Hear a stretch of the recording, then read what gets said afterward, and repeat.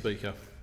Western Australians don't seem able to catch a break some days, and this fig leaf of legislation is just another example. Whether it's the NBN, grocery prices or trying to stay on top of the news, we're constantly left underdone. WA has a proud history of being different. We love quokkas, we're obsessed with shark attacks, and although it's not taught in schools, we all understand that Bali is essentially a northern suburb of Perth. But we are still part of our nation, and just because we are on the opposite side of the country doesn't mean that what happens locally doesn't matter at home, or even here in the eastern states. Since 2013, the Liberals have cut $366 million from the ABC in direct breach of their election promise, forcing the ABC to cut 800 jobs around the country. Since 2014, hundreds of staff have lost their jobs. The Australia Network has been axed. Shortwave radio has been shut down. The number of hours of ABC factual programming has been dropped by 60%, drama has dropped by 20% and documentaries by 13.5%. Journalists, sound engineers, techies, editors and other staff have lost jobs around the country, and the hardest hit is the West. The impacts of this in Western Australia have been dire, in Perth and across the state. How does this relate to rural and regional measures for the ABC, you ask? Well, the simple truth is that ABC Perth has been treated like a regional town for years, and yet this legislation would do nothing to fix it. Perth is so far from any capital city that we might as well be in another country. Our issues, our time zones, our climate, we are so vastly different from the rest of the country. The eastern states have proven time and time again that they don't care what happens in Perth and dictate to us what they think that we want to know. The ABC, alas, is no different. The ABC has three main divisions, and in the past ABC Perth had production from their site for all three. News production has been heavily cut over the years, with employees now copping a totally unsustainable workload. I've heard that staff are feeling heavily the loss of locally produced current affairs from over the years. This capital city newsroom is more news bureau than news production site. The ABC in Perth has one reporter for 7:30, who I'm told is lucky to get up a story once every 3 months, and even then it must have a national angle, not be a statewide issue. A rule that seems to keep WA stories out but New South Wales state-specific stories in. It means issues like hydraulic fracturing regulation don't get the airtime they need, and that the only accessible information to people in WA and across the country is commonly misinformation. WA stories, politics, sport and arts events do not get the time and resources they are allocated in other states. Due to the media in WA lacking diversity and the consolidation of newsrooms between papers and radio, as well as the state's main masthead with its main free-to-air channel, not only are job opportunities for graduates and those in the arts exceptionally limited, people in Perth and across the WA regions are crying out for content that the ABC should be providing. Traditionally, the ABC offered vital job opportunities for young graduates trained in broadcasting, journalism, editing, camera operators and technicians to gain training and essential experience. Unfortunately, in Perth, young people in media acknowledge that in order to get anywhere in the industry now, you must travel east, whether to another capital city or to regional towns, just to get into the industry. Perth simply no longer has the capacity to support the breadth of trainees.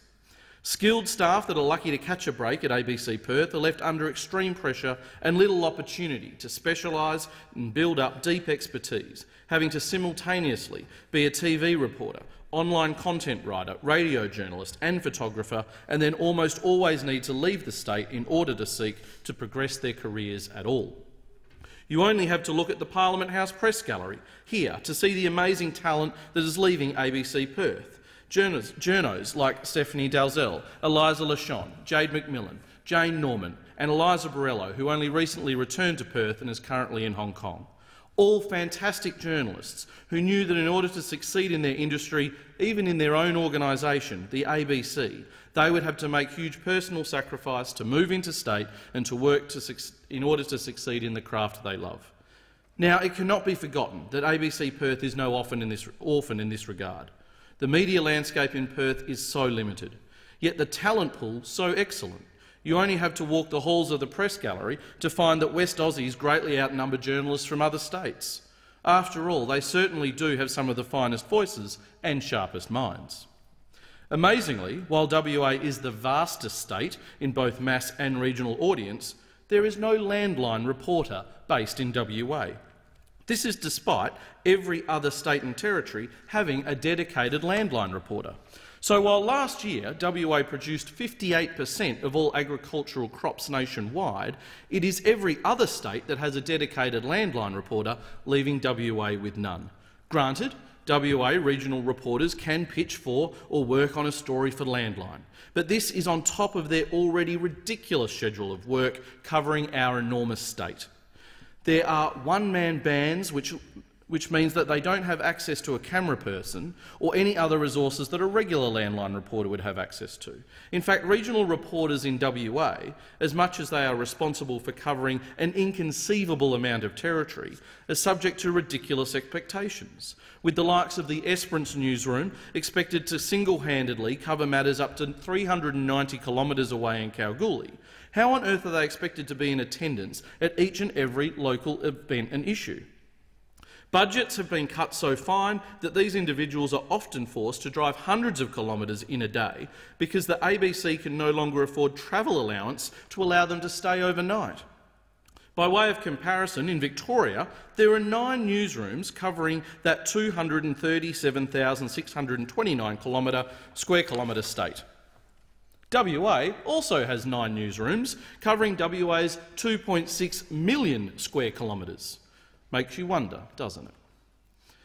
On top of having to cover stories on all platforms, radio, TV, photographic and online, the squeeze in additional landline and 7:30 stories, ABC journos are required to make sure that they meet their mandated clickbait KPI for online content they produce, meaning that important local public interest stories are going by the wayside in favour of tacky clickbait stories.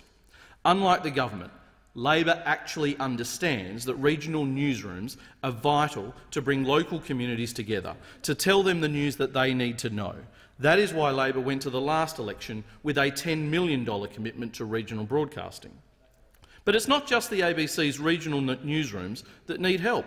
It's capital city newsrooms like Perth that operate more like a satellite bureau than as the pulsing hub of statewide news. ABC Perth has no state director. The person doing that work is straddling 2 roles. It has no HR manager. Instead, staff have access to one working out of South Australia who comes to town on occasion. The property manager is based out of Adelaide too. There is also, wait for it, no resources reporter. Western Australia produces half of the nation's resources exports. That's a 10% contribution to national GDP right there, and it's a sector quite different to that in the east, being focused on iron ore and natural gas, as well as new critical minerals. That's why Labor created a separate WA resources portfolio. Yet the ABC has not seen fit to allocate someone to that beat. One has to wonder if anyone at Ultimo has any clue at what happens to the west of the Glebe Point Road. And did I mention that there's no arts reporter either? To rub salt in the wounds of ABC Perth from these cuts, there is now no OB van in Perth. When it comes to an outside broadcast, a van is either hired from a production company or driven across to Western Australia from interstate. Yes, that's right, driving a van from interstate and putting staff up in hotels to resource it is a fine use of an already skint budget. And this isn't a one-off. The ABC Perth OB van operators were told that they were being made redundant due to budget cuts in 2015. Then, when management recognised the historical significance of Anzac Day in Albany that year, they told the operators they had to stay on just for that, and then they would be unemployed. There is no doubt that that was quite a toxic environment created. Need I even mention the fact that live broadcasts of waffle games by the ABC are now a thing of the past as well? WA people are missing out on WA events and important issues due to this federal government's refusal to properly fund newsrooms, capital and regional. There seems to be a view from ABC management that the East Coast is able to reflect the view of capital cities throughout the nation. This frankly isn't true. Sydney is not Perth, even if there are a number of Western Australian ABC alumni working there. This approach by the ABC is the Brisbane line of the Australian media. What's important in WA does differ in Perth than in other cities. Our makeup of business, individuals and our environment means our priorities are significantly different to that on the East Coast. In WA, we don't care about traffic congestion on the M4. Almost no one cares about rugby league, nor anything to do with Alan Jones. Also, News Alert, despite the name, the national energy market is not, in fact, national at all. WA isn't even in it, neither is the NT. The role of local promotion and publicity has been reduced to 2 staff in Western Australia, while across the country there are approximately 170 individuals. So much for a balanced ratio across the nation. Television production in WA is completely gone. Even though there is a custom-built studio to produce shows, the ABC simply hires out the space to entities like Screen West, hoping to glean a profit and some reflected glory from their shows. The ABC headquarters in Perth consists of a modern 3-storey building, yet with its current staffing capacity they're lucky to fill 1 floor. In a classic attempt of legislation to wedge Labor and distract from the Coalition's own failures with the ABC from its cuts and lack of focus on the regions and WA altogether, this bill will amend the ABC's charter to ensure that ABC programs contribute to a sense of regional and national identity and inform and entertain and reflect the cultural and geographic diversity of the Australian community with an intention of promoting regional Australia. Firstly, the ABC should be doing this under its charter already, and we know it tries its best. Tinkering with the ABC charter while cutting their funding certainly doesn't help Australians living in regional and rural Australia, let alone Perth and the entire state of Western Australia. And it certainly doesn't constitute a plan to address the decline in local reporting. The ACCC Digital Platforms Inquiry in July this year examined ABC funding and found that the public broadcasters are not currently resourced to fully compensate for the decline in local reporting previously produced by traditional commercial publishers. Its major recommendation was that stable and adequate funding be provided to the ABC and SBS. Yet the last federal budget locks in $83.7 million of ABC cuts over 3 years from this year. This bill is nothing more than an attempt to deflect blame for Liberal national ABC cuts and regional media and communication policy failures. Let's reflect on those.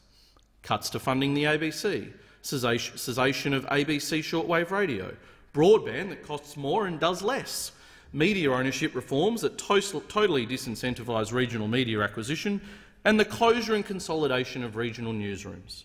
The people of Australia have a democratic right to know what is going on in our community. The government needs to take our national broadcaster seriously and restore the funding to newsrooms across the country. And yes, that includes Perth and across Western Australia. We do exist, and we have some wonderful stories to tell if you would just let us tell them. We just need the funding to support the great ABC WA staff to make that happen, because after all, it's our ABC.